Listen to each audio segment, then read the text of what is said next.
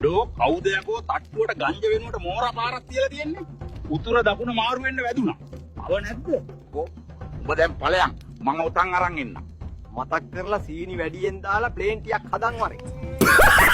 පරයෝ අරක හරි ගියේ නෑනේ. අර කියන්න අරහේ වමනේ දානවා. මොකක් කිව්වා? ඒක වෙන්න බෑ. කල්කේ දුන්නනේ උඹ. මේ තොගේ කල්කේ ඒක කාලා තමයි මම වැඩේ කළේ. යකෝ උඹ කල්කේ දෙන්න ඕන ගෑණිට මදිද්දියන පරාට සුවඳට හොඳි ටිකක් දාගෙන කත හැකි යකෝ.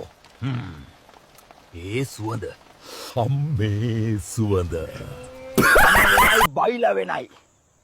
මං ආවේ චූ කොල්ලන්ට කෙල්ලන්ට හොඳ වයින් දෙකක් කියලා යන්න. මගේ පළවෙනි වීඩියෝ එකේ මම දැක්කා උඹලා මට සත පහක බයක් පෙන්වන්නේ නැහැ. උඹලට මාර ආතල්නේ.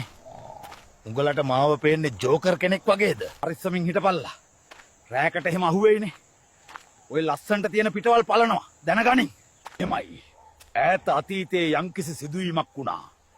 ඒක අල්ලන් හැම වෙලාවෙම අපහාස කරන එක වැරදි යකෝ. උඹලා කියනවනේ ගෝඨායිම්බර හෙන වැඩෙක්. උඹ ඌගෙන් ගූයන්ට කෑවා කියලා. මං අහන්නේ ඌ කෝ දැන්? ඌ මැරිලා ගසුප් පැලවෙලා යකෝ. ඒ ගසුප් මැරිලා දැන්. හැබැයි මම තාම මේකේ රඟනවා යකෝ. ඒක නෙමෙයි. කවුරු හරි මරිමෝල් පරේත් දාලා. මම බීඩි පගයා වගේලු. තොපිලට පිස්සු ගූ පැකිලාද? ඒ වගේ සිපයියෙකුට මාව සමාන කරන්නේ යකෝ. මම රෙස්පෙක්ට් පිට ඉන්න යකෙක්. මටත් ඌට වගේ මෝල් අමාරුවක් කියලා හිතුවද? යකෝ මම බොරැල්ල කනත්තට ගියොත් සුපිරි කෑලිත් මට නැමෙනවා. අනික උඹලා හේමාල්ව ටැග් කරා කියලා මං බය වෙයි කියලා හිතුවද?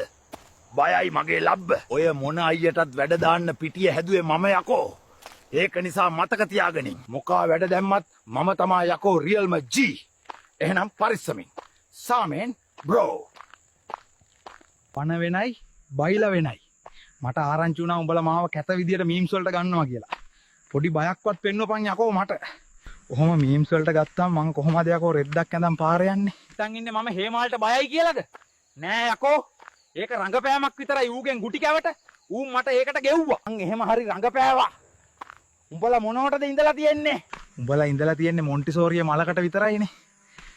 ඒක නිසා කටයි පුකයි වහන් හිටපල්ලා. මතක තියාගන්න. ඔය මොන අයියලා වැඩ දැම්මත් මම තමා යකෝ මේකේ රියල්ම G. උඹලා ඇටේවත් නැහැ මම වැඩ දාන්නේ.